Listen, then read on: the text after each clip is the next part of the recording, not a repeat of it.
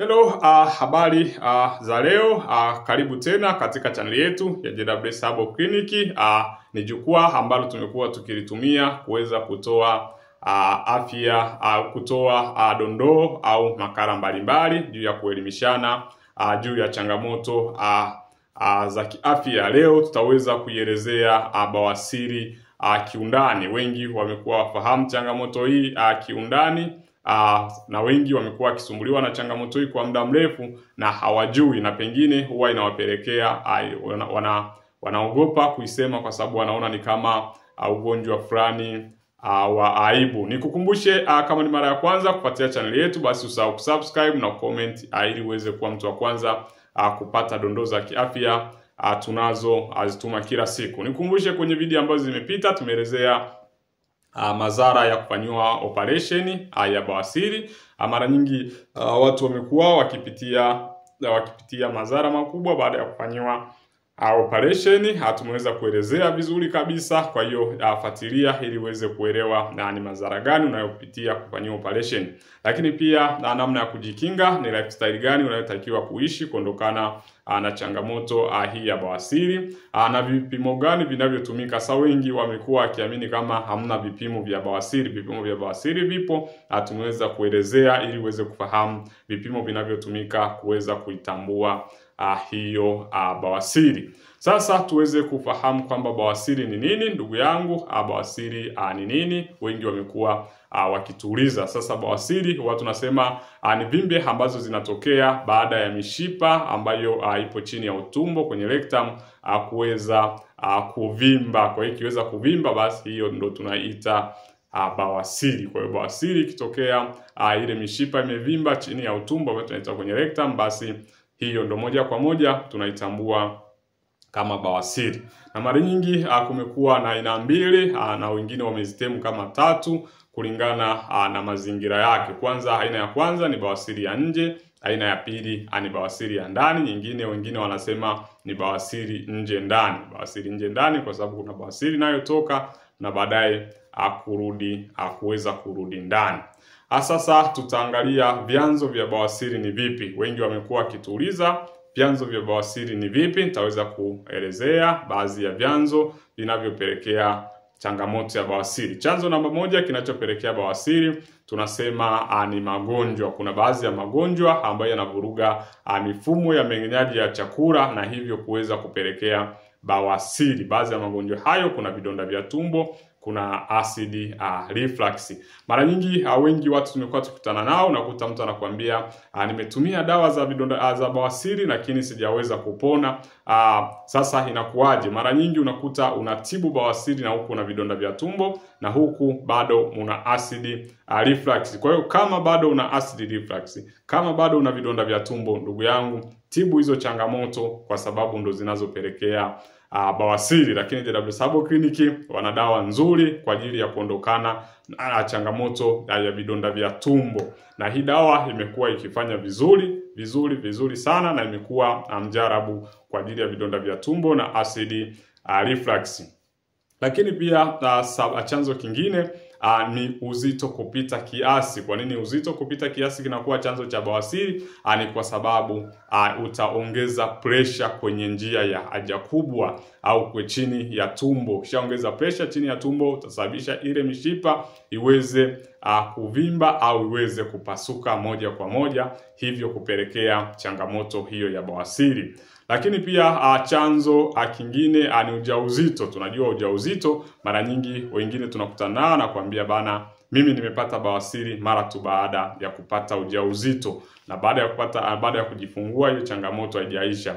Ni kwa sababu gani? Kwa sababu yule mtoto anaongeza pressure tumboni. Akiongeza pressure tumboni, basi itapelekea akishaongeza pressure tumboni, basi itapelekea ile mishipa chini ya utumbo iweze kuvimba na kupasuka, na hivyo kupelekea changamoto ya bawasiri.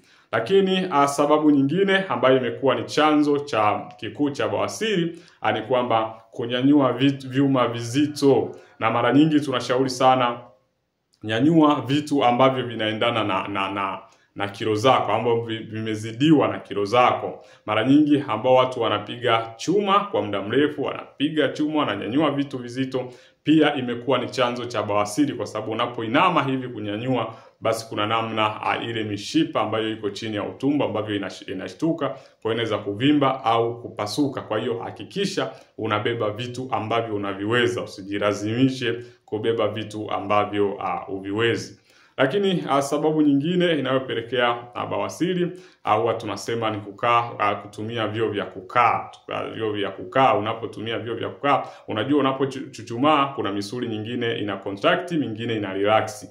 Kwa hiyo unapokaa, huenda hicho kitendo cha kukaa kuna baadhi ya misuli iweze ile kufanya blood circulation haiwi sawa. Ndio maana kati ya mazoezi kwenye video ambazo zimepita tumeelezea ni mazoezi gani unayotakiwa kufanya ukiwa na bawasiri. Tunasema fanya mazoezi yanayofanya mzunguko wako wa damu kuweza kuwa sawa. Ndio maana mara nyingi wanaotumia vyoo vya kukaa unakuta anapata akitoka pale anapatwa ganzi kwenye miguu. Ni kwa nini? Kwa sababu baadhi ya misuli haiwezi kurelax na kucontract kipindi cha unapokuwa umekaa kwa muda mrefu. Kwa hiyo pia ni chanzo kimojawapo cha bawasiri. Lakini pia wale ambao wanafanya shughuli za kukaa kwa muda mrefu baada ya kula. Sasa hivi tumekuwa na hiyo changamoto, tunafanya kazi maofisini, mara nyingi unakuta mtu anakula yani anakula huo muda baada ya kula anakaa kwa muda mrefu, hasimami hata kujinyoosha, kubadilisha position. Pia na chenyewe kimekuwa ni chanzo kikubwa kinachopelekea bawasiri. Lakini sababu nyingine tunasema ni ulisi. Ili changamoto ya bawasiri huwa inalisiwa kutoka kwenye kizazi kimoja kwenda kizazi kingine. Utasikia babu alikuwa nayo, baba alikuwa nayo, mama alikuwa nayo. Kwa hiyo kikuta pia unayo hiyo bawasiri, ndugu yangu, jua huenda umeilisi. Ndio maana pia huwa tunawauliza, je, kwenye familia kuna mtu amewahi kuwa na changamoto hiyo? Sababu nyingine ambayo inapelekea changamoto ya bawasiri ni uzee. Mtu unapokuwa mtu mzima, basi kuna namna ile misuli inavyolegea. Na huu ugonjwa mara nyingi tulitegemea sana tuukute kwa wazee, lakini kwa sasa hivi ugonjwa tunaukuta kwa vijana. Ni kwa nini ni kwa vijana? Kwa sababu pia mtindo yetu ya maisha imeweza kubadilika. Tunatumia sana vyakula ambavyo haviwezi kufanywa mmeng'enywaji kwa haraka na kiurahisi. Kwa unakuta mtu anatumia hivyo vyakula kila siku, au na mifumo yetu ya msagaji wa chakula haiko strong. Kwa hiyo ni chanzo pia kinachopelekea changamoto hiyo ya bawasiri. Lakini chanzo kingine ni kuharisha. Kuharisha, mara nyingi kuna watu ambao wameamini kwamba kupunguza uzito lazima wapate zile dawa zinazompelekea mtu aweze kuharisha. Unavyokuwa unaharisha unapelekea changamoto ya kupoteza maji mengi tumboni, hivyo inaweza kupelekea changamoto ya kupata choo kigumu. Lakini ya pili, unavyoharisha ina maana itapelekea pengine unakuwa unajikamua. Lakini pia unapopita inavyopita ile haja kwa uwepesi ule, pia inaweza ikachubua ile mishipa ambayo ipo kwenye njia haja kubwa, na hivyo kuvimba na kuweza kusababisha bawasiri. Kwa hiyo kuharisha ni chanzo kimojawapo cha cha bawasiri. Na wale ambao wanapunguza uzito, ni kwamba unapokuwa kwenye programu yako ya kupunguza uzito, ndugu yangu, kumbuka kuharisha sio namna ya kuweza kupunguza uzito. Unavyoharisha huko ni kupunguza maji na sio uzito. Kupunguza uzito ni kuchoma calories mwilini. Na kwenye video ambazo zimepita tumeelezea namna rahisi ya kuondokana na changamoto hiyo ya uzito uliopitiliza, na maana ule uzito mkubwa ambao pia umekuwa na madhara mengi sana kwenye maisha ya binadamu. Lakini chanzo kingine ambacho kinapelekea bawasiri ni pombe, unywaji wa pombe. Kwenye video zimepita tumeelezea inakuwaje pombe inapelekea changamoto ya bawasiri, kwa sababu pombe huwa inakausha maji mwilini. Kishapokausha maji mwilini utapata choo kigumu. Kishapata choo kigumu, basi moja kwa moja unaenda kwenye changamoto hiyo ya bawasiri. Lakini mwisho ni kwamba chanzo au sababu nyingine ambayo imekuwa ni sababu kubwa inayopelekea bawasiri, tunasema kupata choo kigumu na kutoweza kupata choo kabisa. Kwa wenzetu ambao wanafanya kazi, kuna baadhi ya kazi ambazo zimekuwa zikipelekea changamoto hiyo ya kupata choo kigumu na kuweza kutopata choo kabisa. Imekuwa ni chanzo kikubwa pia cha bawasiri.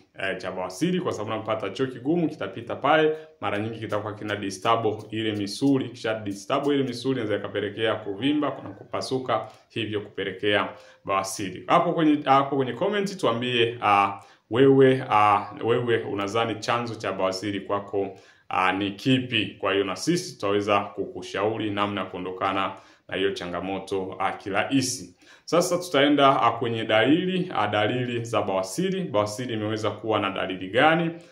Kwanza, dalili ambayo ipo kwenye upande wa bawasiri ni kwamba utapata choo kigumu, choo kigumu au kutopata choo kabisa ni dalili namba 1 ya bawasiri. Lakini dalili namba 2 ni kupata choo chenye damu. Unapata choo ambacho kimechanganyikana na damu, mtu anakutafuta anakuambia yani ni kama vile nimechinja kabisa.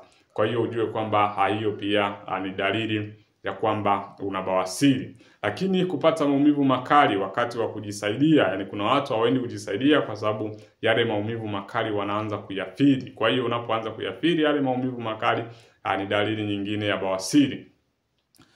Inayopatikana dalili nyingine kwa upande wa bawasiri ni kutokwa uvimbe kinyama kwenye njia ya haja kubwa. Sasa inaweza ikawa tofauti. Kwanza inaweza ikawa ipo kinyama kipo kwenye njia ya haja kubwa, lakini pia kuna kinyama ambacho kinaweza kikawa kinatoka kwenye njia ya haja kubwa kinarudi chenyewe, au kinatoka na unakirudisha mwenyewe kwa mkono. Basi hiyo ni dalili. Ukiona hiyo situation, basi jua ni dalili nyingine ya bawasiri. Kupata miwasho kwenye njia ya haja kubwa, na maana ukishapata miwasho kwenye njia ya haja kubwa pia ni sign mojawapo kwamba hapo kuna bawasiri. Kwa sababu gani? Ile mishipa inakuwa imeweza kupasuka. Kwa hiyo ikishapasuka huenda ikakupa stubborn, kuweza kupata kudisturb ule mwili wako. Kwa sababu gani?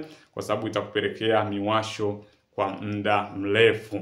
Lakini hizo ndio baadhi ya dalili. Dalili zipo nyingi, hizo ndio baadhi ya dalili za bawasiri. Sasa tuangalie madhara gani utayapata kwa bawasiri. Kuna madhara mengi na makubwa yanayosababishwa na bawasiri. Kwanza, kwa wanawake imekuwa ni changamoto ya upungufu wa nguvu za kike, au tuseme inavuruga zile homoni. Kishavurugika homoni, ndio maana wengine hawapati ujauzito na wengine wakipata ujauzito unaweza kutoka. Kwa hiyo changamoto hii pia inakuwa ni chanzo cha ujauzito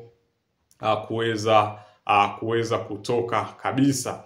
Lakini madhara mengine ya changamoto ya bawasiri utakayopata, pungufu wa nguvu za kiume kwa mwanaume, kwa sababu hili mishipa ambayo inabidi ikasupply damu kwenye uume na yenyewe huwa imezulika. Hiyo inaweza kusababisha nguvu za kiume kuweza kupungua. Lakini madhara mengine ambayo utaweza kuyapata kiurahisi au kiweza kuwa na bawasiri ni kwamba kupata maumivu makali wakati wa kutembea na wakati wa kukaa. Unakuta mtu anakaa kwa kujiogopa, anasimama kwa kujiogopa, anatembea kwa kujiogopa. Ni namna nyingine, hiyo ni madhara mengine ya bawasiri. Lakini kansa kwenye njia ya haja kubwa, hiyo tumeshaelezea kwenye video zilizopita. Tumeelezea inakuwaje inatokea kansa kwenye njia ya haja ile kubwa.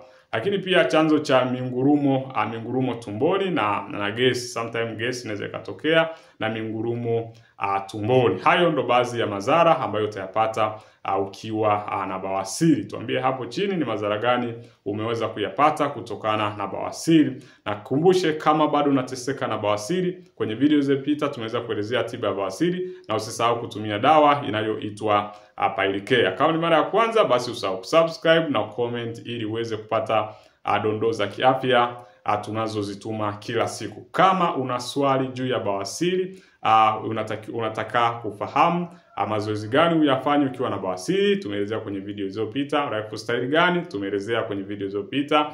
Lakini pia tumeweza kuelezea ni vyakula gani unavyotakiwa kutumia, tumeelezea. Na mwisho tumeweza kuelezea ni dawa gani sasa ambayo itakusaidia wewe kuondokana na changamoto hiyo ya bawasiri. Dawa hiyo inatakiwa iwe na vitu gani ili iweze kuwa rahisi kuondokana na bawasiri. Kwa hiyo vyote tumeweza kuelezea kwenye video zilizopita, na kama ni mara ya kwanza basi hakikisha una subscribe na comment ili uweze kuwa mtu wa kwanza kupata dondoo za kiafya tunazotuma kila siku. Karibu na Mungu akubariki.